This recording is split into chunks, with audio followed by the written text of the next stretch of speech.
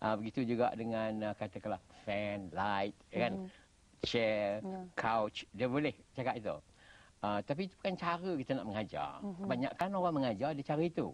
Jadi apa namanya, dia kata curtain, dan bird, bees, butterfly, chicken.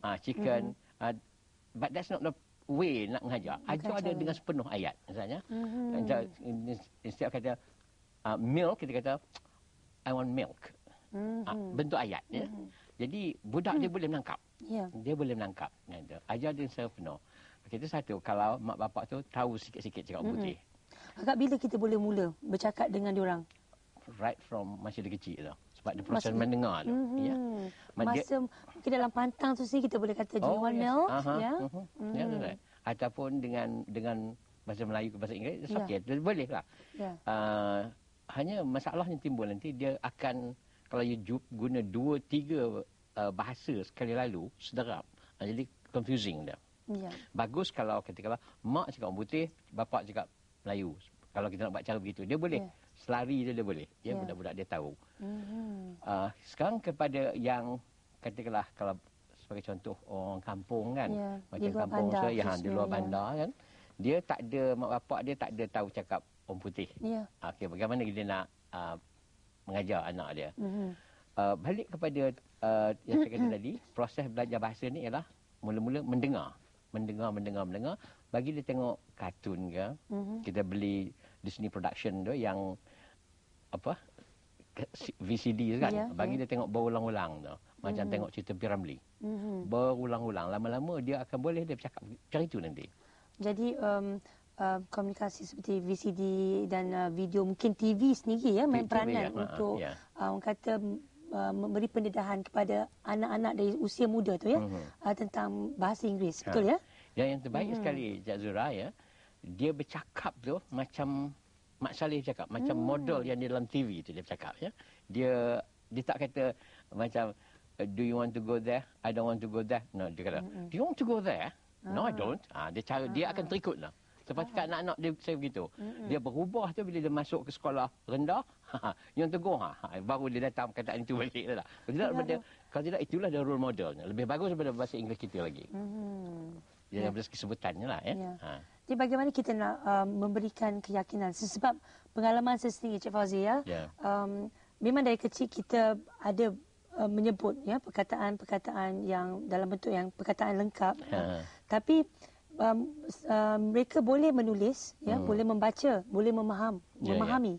Tetapi bila nak berkomunikasi dengan orang luar, khususnya mereka ada rasa macam satu fobia mungkin, mungkin malu dan sebagainya. Tapi bagaimana kita nak bagi mereka keyakinan diri untuk berkomunikasi dengan lebih berkeyakinan? Itu sebab backtrack balik kepada masa kecil-kecil ya. Dia perhaps another question also. Kenapa anak kita bila dah keluar universiti atau saya sendiri misalnya, katakanlah saya ni dah keluar universiti, dah ada bachelor's, master's degree, tapi saya tak boleh bercakap bahasa Inggeris walaupun kadang-kadang belajar overseas ya. Kenapa? Kes-kes macam tu. Kenapa itu jadi? Kita backtrack balik kepada cara kita belajar dulu ya. Masa kalau kita tak ikut proses mendengar dan bercakap dulu kan, instead kita terus meloncat kepada membaca dan menulis. Itu proses dia ya. Satu mendengar, kemudian bercakap, ketiga membaca, dan keempat menulis. Dia mesti ikut itu. Ya. Apa yang terjadi kepada budak-budak yang menjadi mangsa dah keluar universiti tak boleh bercakap tadi atau takut ni kan, ialah kerana dia terus melangkau kepada membaca. Dalam bahasa Melayu kalau dengan bahasa Inggeris tak boleh. Kalau misalnya kita nak belajar bahasa Jerman dia it's okay. Sebab bahasa Jerman dengan bahasa Melayu ada persamaan dari segi fonim dia, bunyi sebutan dia. Misalnya katakanlah U dalam bahasa Melayu ialah U, dalam bahasa Jerman U juga.